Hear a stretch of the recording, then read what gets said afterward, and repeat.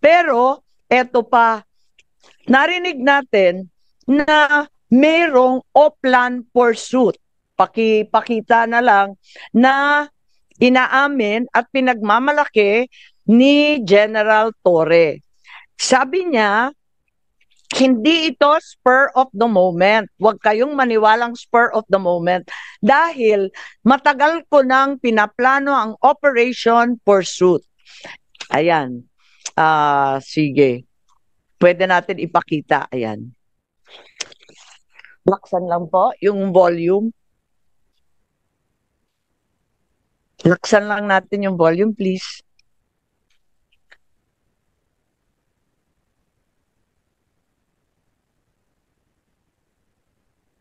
Dapat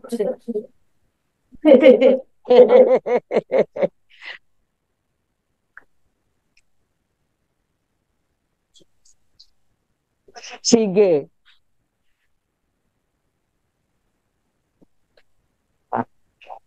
Hindi nag-stop.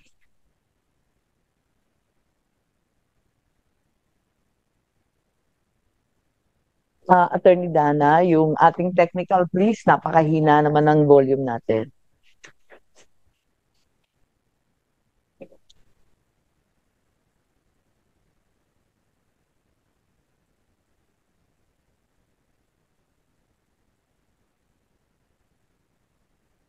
Paano yung kasi kailangan niyo po talaga siyang ilipad sa daig no matter what on that day. So paano po ibinaba sa inyo ni PNP Chief Marbil na how did he say that to you na no matter what we need to fly the former president to the Hague and we need to implement the ICC arrest warrant? Arrest him and bring him to the Hague. Yun lang. Simple as that. Arrest him and bring him to the Hague. Sagot ko lang, sir, bigyan mo ko aeroplano. O di ayos. And then the rest, you planned everything. Pero matagal na yun eh. Ang plano na yan, matagal na yan. Hindi yan spur of the moment eh. Matagal na yan. And nagkataon lang na talagang yun, the opportunity arose.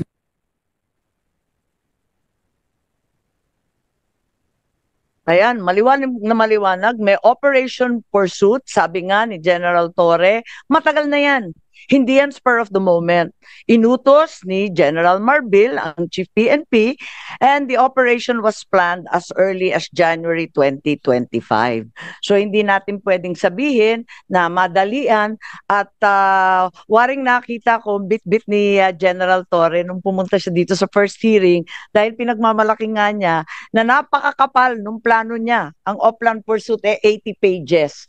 At maliwanag na ang PNO had prepared a secret plan, Oplan Pursuit, to detain PRRD, including scenarios of arresting him either in Manila or Davao. It also contained maps of properties of the former president, his partner, his allies, with arrows labeling the nearby streets where the PNP could access the property. Sana hihingi ako ng kopya nitong 80-page plan called Operation Pursuit. At gusto ko rin sana malaman, katulad ng sambayanan, kung kailan nag-umpisa to. Dahil obviously, itong Operation Pursuit was concocted weeks, if not months before March 11. Panay ang sabi nila, nagulantang daw sila nung dumating nung March 11 ng umaga. Pero mukhang hindi naman yata totoo to. Hindi naman yung Interpol o yung diffusion notice na dumating ng March 11 ng 3 a.m. ang nag-umpisa nitong lahat. Kundi, nung nakaraang taon pa, Mayo pa lang, klarong-klaro na. Madam Chair, may I move that this committee issue a subpoena duces tecum to the PNP to produce that document?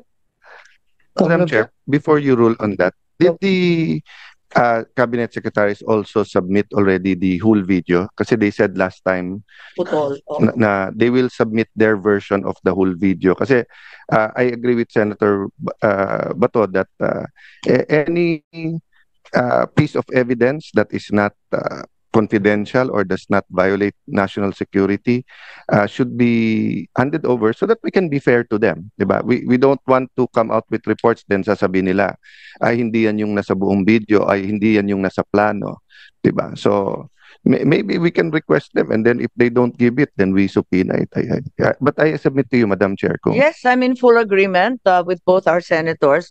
And certainly, the comment that there was no plan until they received the Interpol warrant or diffusion order is highly doubtful. Pati yung New York Times, alam yung balita tungkol sa plano.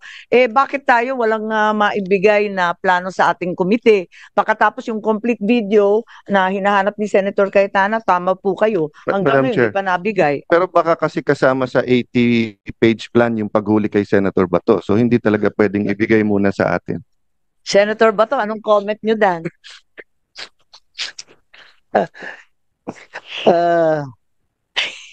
I'm waiting. Magkapit-bahay tayo O sige. Ang liwaliwanag na meron talagang extensive and exhaustive plan, 80 pages. Then the administration was already anticipating the application for a warrant of arrest and the issuance thereof. It's also apparent there was some kind of communication and coordination with the ICC. It's well known that some officials of the DOJ, as well as high-placed officials from other departments and from other branches of government, already visited The Hague and perhaps even met the president of the ICC in Japan. So we are very deeply concerned about this contradiction in the claims. Kasi ang liwaliwanag na may communication and coordination na, tapos may sinasabi pang mga official channel through DOJ sa The Hague, backdoor channel. Bakit tinatago pa ng gobyerno? Tapos na to Tapos na ito, hindi na siya national security issue. How could the administration have known for weeks, if not months, in advance that the ICC will issue a warrant of arrest if, as claimed by the Secretary of Justice, the country was not communicating with the ICC? Parang hindi ka panipaniwala na gulat naman tayong lahat.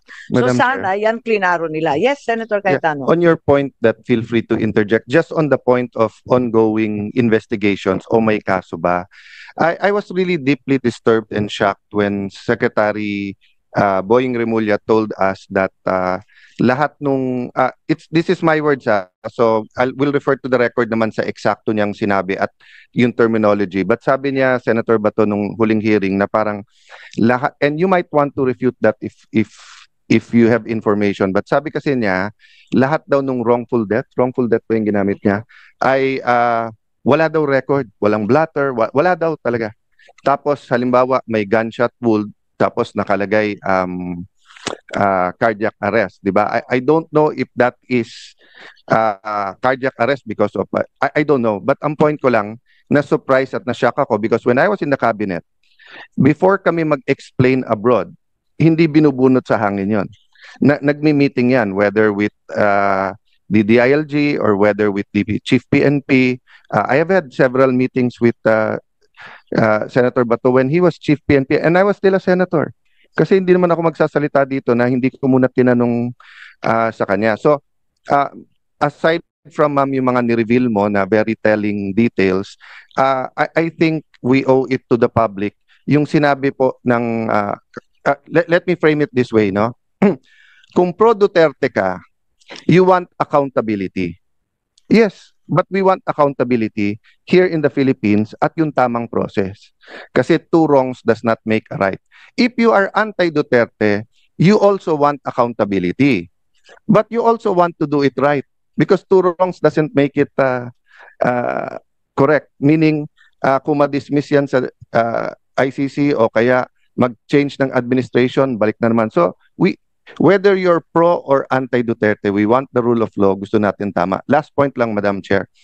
Yung chilling effect, di ba? So, kapag yung pinag-uusapan whether yung warrant arrest sa mga cyber libel or, tignan nyo po ilang taon na ba? 2016, 2025. 9 years ko nang kadebate si Senator De Lima, just like some others of us. Former Senator De Lima, 9 years, di ba? 9 years na. Usually, yung usual, 30,000 yan, 16,000. So nagsasagutan kami sa issue. First time na nagdebate kami 2-3 weeks ago, ang una niyang sabi, dapat yan si Cayetano kasama sa ICC. Di ba? And then after that, naglabas sila ng redacted. And then mayroon ding iba like former Senator Tria. Marami pang susunod dyan. So may chilling epekto. Sa akin okay lang kasi sanay akong takutin di ba? Sanay naman na ganun. But ang point ko lang, Madam Chair, that's why we have to get to the bottom of this. For example, in the case of Senator Bato, kailangan alam natin pagka may lumabas, can he have his counsel of his own choice? Can he be examined by a doctor? Pwede ba siyang mag-resist kasi wala naman Philippine order? Pwede ba siyang isakay bigla sa airplano? Mabigat yan, baka ma-overloading yung airplano. No? So, dinadaan ko lang po sa biro, pero hindi biro yung ito. Let me stop with one example, ma'am. Kasi maraming progressive groups. Siyempre, dahil nga sa history kay President Duterte, I'll assume good faith sa progressive groups. Assuming na human rights activists sila, assuming na may mga napatay na extrajudicial killing, naisip ba nung progressive groups na yan na pag biglang may nakitang hukay wherever in the Philippines, kahit sabi mo yung hukay na yan ay 20, 30, 40 years na, at may 50 nakalibing doon, or 43, katulad na rin lang nung kay President Duterte.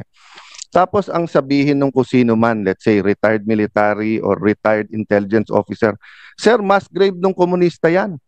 Pinatay yan during 2012. Nung pinatay yan, 2012, may ICC pa. Payag ba tayo na yung mga progressive group, pati yung mga congressmen na progressive group, ay bigla na lang kukunin, isasakay sa airplano, dadalhin sa Hague, na hindi sila makakapunta sa Philippine courts? So, whatever kasi we decide here and whatever as a nation we decide, Madam Chair, is applicable to all of us. Di ba yung sinabi ni President Erap na weather lang yan? Kaya kailangan may batas. Para kahit anong weather, klaro yung karapatan mo. So let me stop there, but thank you for that intervention, Madam. Maraming salamat. At meron ibang katanungan yung ating mga kababayan. At ito naman yung tungkol sa executive order ng US. Noong March 28, ang sinabi ng gobyerno, ICC has no jurisdiction. Etong taon na ito, this is just the latest in a series of statements na ang ICC walang jurisdiction dito sa ating bansa. Gusto ko sanang tanungin ulit sa ating executive kung ang dating Pangulong Duterte ay nasa ilalim ng protected person under the executive order issued by the US President Trump, which imposed sanctions on the International Criminal Court. Kasi si Presidente Trump, hindi niya gusto yung ICC, di ba? Hindi nga nakilahok ang Amerika dyan. Under Section 8D2 of the EO, any foreign person who's a citizen or ally of the US that has not consented to ICC jurisdiction, o parang Pilipinas, over that person or state party is a protected person sa ilalim nung kay Presidente Trump. So ang Pilipinas hindi na state party.